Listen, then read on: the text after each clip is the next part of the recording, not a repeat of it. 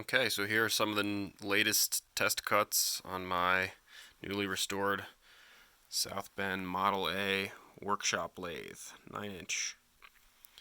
Been playing around with it a little bit, getting some decent cuts. So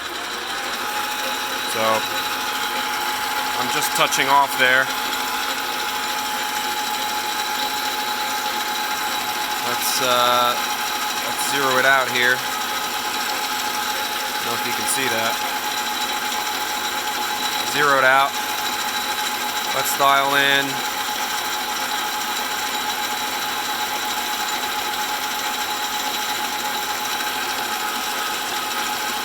That's 100 thousandths with a 1.5 thousandths feed rate, so pretty slow, but it's a nice chunk for a small lathe like this. Let's see how it does.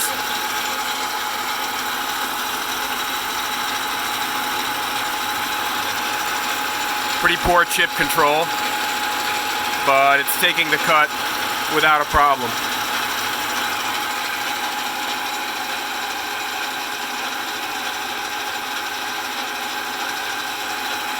Pretty nice for a World War II era lathe.